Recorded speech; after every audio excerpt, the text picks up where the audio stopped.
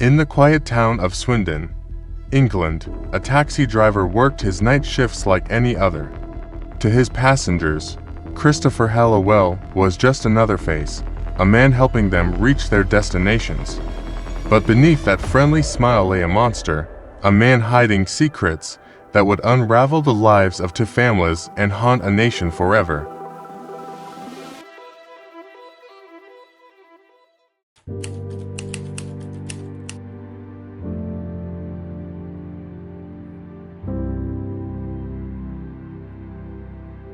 March 19, 2011, 22-year-old Shiana Callaghan went out for a night of fun with her friends. She left the club in Swindon's Old Town, alone, never to be seen alive again. What no one knew that night was that a predator was hunting. Christopher Halliwell, a taxi driver on the prowl, spotted Shiana. He knew the area well, knew the perfect spots where no one would hear her cries. As days passed and Shiana Callaghan remained missing, Wiltshire police launched a massive search. Hundreds of volunteers combed the countryside. But it would be one sharp detective, Detective Superintendent Steve Fulcher, who would unravel the twisted truth. Fulcher's instincts led him to Christopher Halliwell, but arresting him was just the beginning. What came next would shock even the most seasoned investigators.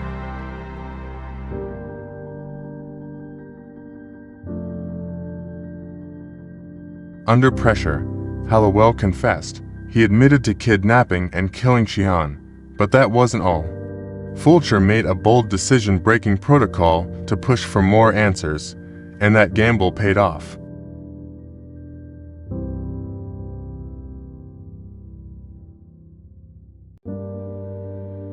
In a chilling revelation, Halliwell took the police to a field in Gloucestershire.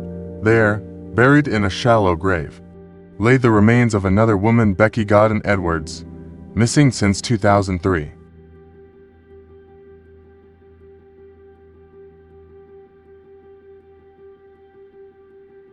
To young women, 2 lives stolen by a man who used his knowledge of the roads and remote locations to conceal his gruesome acts.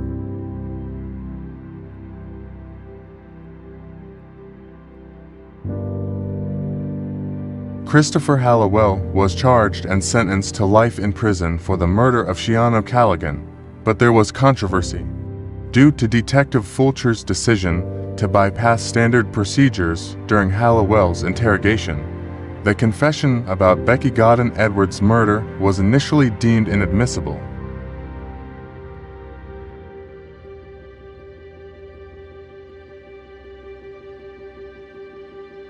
It seemed justice for Becky might never come.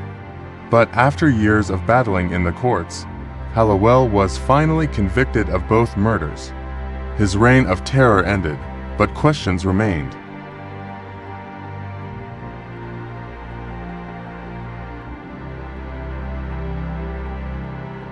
Two women were dead, but whispers grew louder. How many more were there? Halliwell's confession hinted at others. He spoke of taking 8 others to their graves, but to this day, no further victims have been found.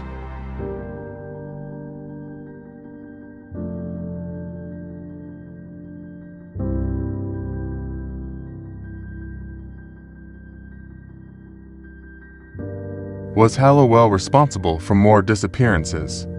His knowledge of secluded spots, his ability to blend into the everyday life of a taxi driver, gave him the perfect cover. The truth may never fully come to light.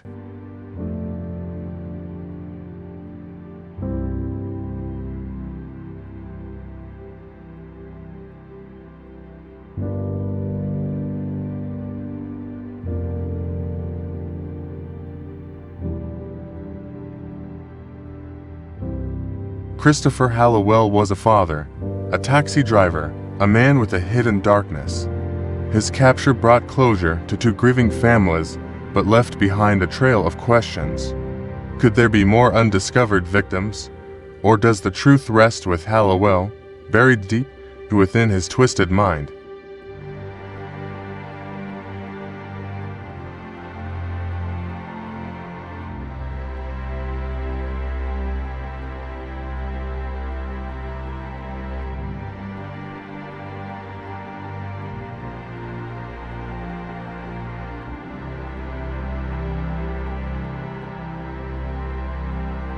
We may never know the full extent of his crimes.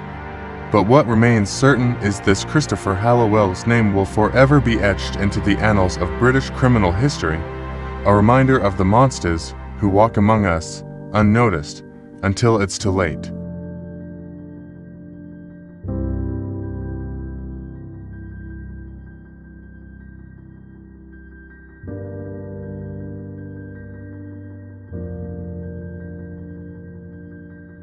Be careful who you trust. Sometimes evil hides in plain sight.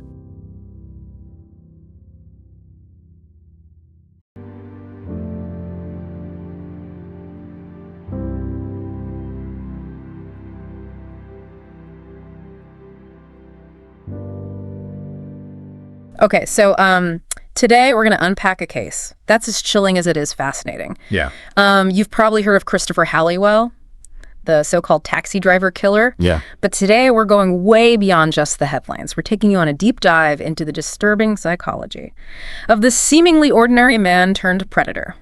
I think what's truly disturbing about this case is that it unravels this fabric of trust that we place in everyday life. Yeah. Swindon, the backdrop for our story. Yeah. It could be any town, anywhere. Yeah.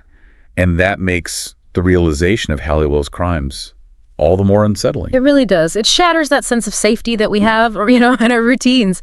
And so we're going to explore not only what happened, but why it happened. We're talking police procedures, the legal battles, and the lingering mystery of possible additional victims. Because this isn't just about one killer. Yeah. It's about understanding the vulnerabilities we all face and recognizing those subtle signs of danger that often hide in plain sight. Absolutely. So let's rewind to March 19th, 2011. Cian O'Callaghan, a young woman just 22 years old, is enjoying a night out with friends in Swindon. It's a scene we've all experienced, right? The carefree energy of a night on the town. But as Cian leaves the club alone, she unknowingly steps into a nightmare. Yeah, this is where that chilling reality sets in. Walking alone late at night, completely unaware that she's entered the hunting ground of a predator. And this predator, Christopher Halliwell, is not some shadowy figure lurking in the darkness. He's a seemingly ordinary taxi driver, using his job as a tool to stalk and target his victims. Yeah, it's the stuff of true crime nightmares. Getting into a cab thinking you're safe, only to realize you've put your life in the hands of someone capable of unthinkable evil. And what's truly disturbing is how Halliwell used his knowledge of the town, the quiet streets, the isolated spots to his advantage. Right, think about it. He's driving these writs day in and day out. He knows the town like the back of his hand. He's building this mental map of vulnerability, learning where to find potential victims, where to strike, how to vanish without a trace. It's like he's playing this twisted game, turning the ordinary into a sinister weapon.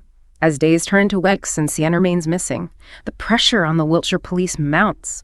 They're facing a community gripped by fear and desperate for answers.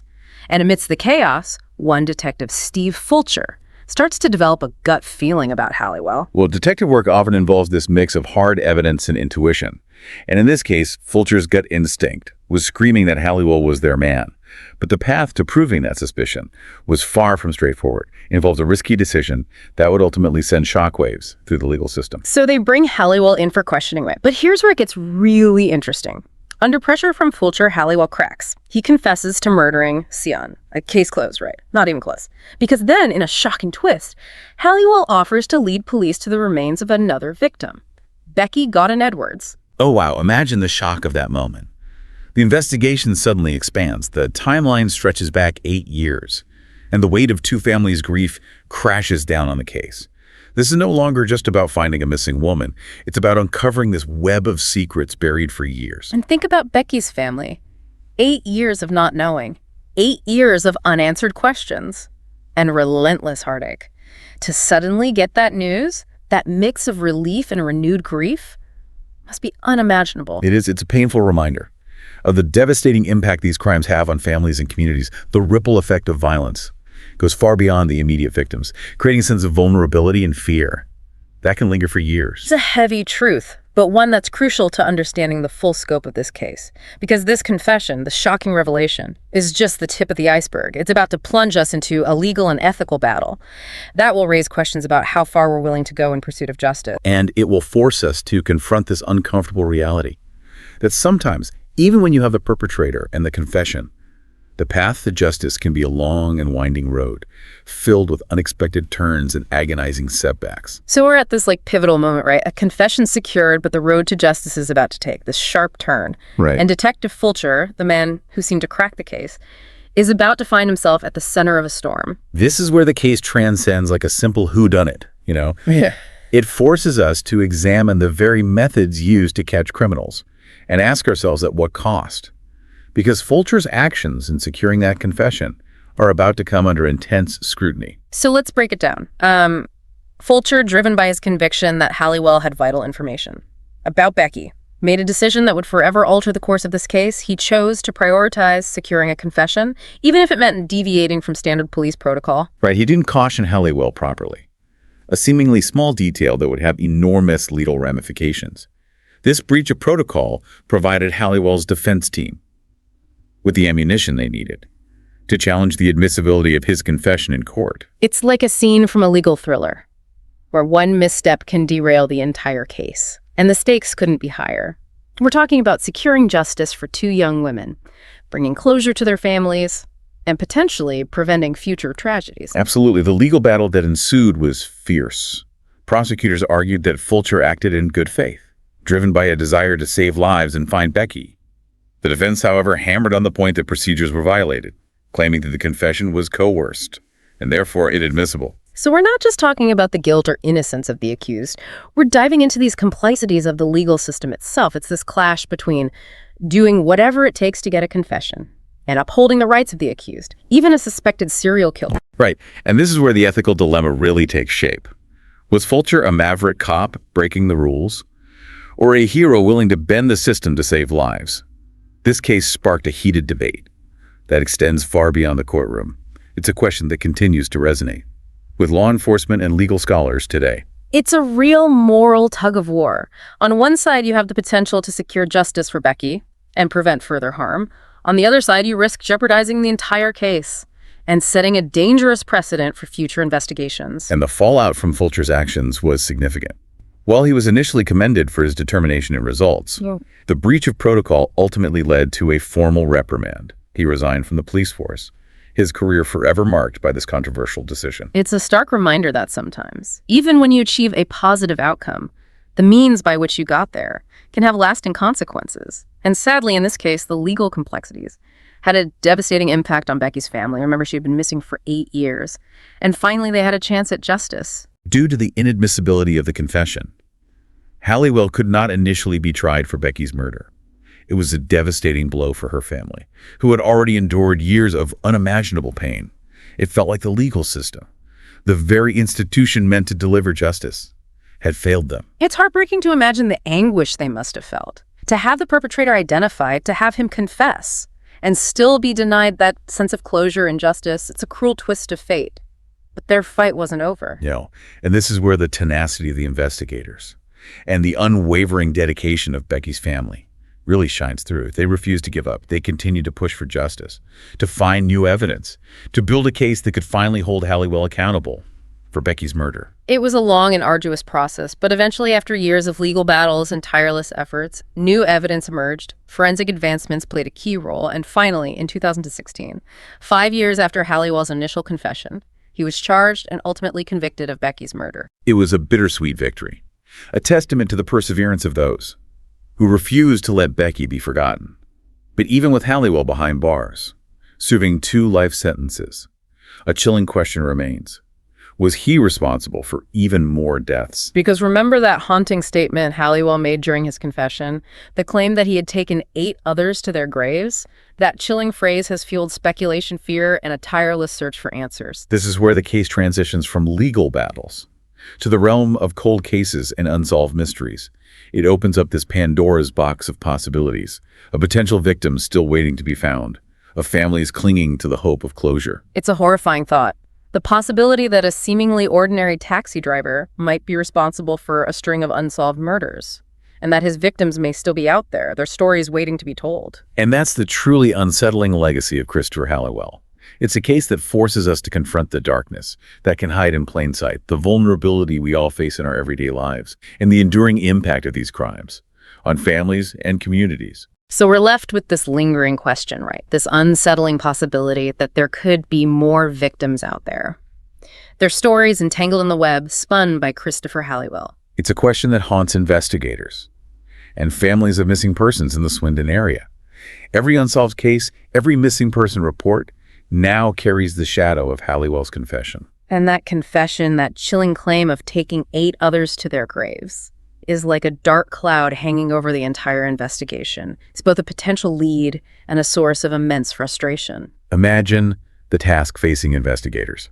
They're sifting through years of missing person cases, cold trails, fragmented evidence, trying to find any possible link to Halliwell. It's a monumental undertaking, right? A puzzle with missing pieces, complicated by the passage of time, and the potential for crucial evidence to have been lost or overlooked. And the psychological toll on the families of those still missing can't be overstated. The Halliwell case has reawakened their pain, their hope, and their fear. It's a constant cycle of wondering, could my loved one be one of his victims? It's a heavy burden to carry, that uncertainty, that not knowing. And it speaks to the enduring impact of these crimes, the way they ripple outward, affecting not just the immediate victims, but entire communities. The Halliwell case has become like this stark reminder that the pursuit of justice is rarely simple or straightforward. It's a process fraught with legal complexities, ethical dilemmas, and the enduring pain of unanswered questions. And it's a case that forces us to confront this uncomfortable reality, that evil can lurk in the most unexpected places, disguised in the ordinary, hiding in plain sight. But amidst the darkness and despair, there's also a glimmer of hope. The conviction of Christopher Halliwell, though delayed and hard-fought, serves as a testament to the dedication of law enforcement, the resilience of the victims' families, and the enduring pursuit of justice. It's a reminder that even in the face of unimaginable tragedy, we must never give up hope, never stop seeking answers, and never forget the victims whose lives were cut short by this heinous crime. So what can we take away from this deep dive into the Christopher Halliwell case? Perhaps it's this heightened awareness of the vulnerabilities we all face, a reminder to trust our instincts, and a renewed commitment to supporting those who have been affected by violence and loss. Yeah, it's also a call to action, I think, to engage in conversations about safety, about holding perpetrators accountable, and about creating a society where these tragedies are less likely to occur. Because ultimately, the pursuit of justice doesn't end with a conviction. It continues with our efforts to prevent future crimes, to support victims and their families, and to create a world where the darkness that consumed Christopher Halliwell can no longer find a foothold. We've explored the depths of this chilling case, but the conversation doesn't end here. We encourage you to continue exploring, to delve deeper into the resources available online, and to reflect on the profound questions this case raises about human nature, justice, and the search for truth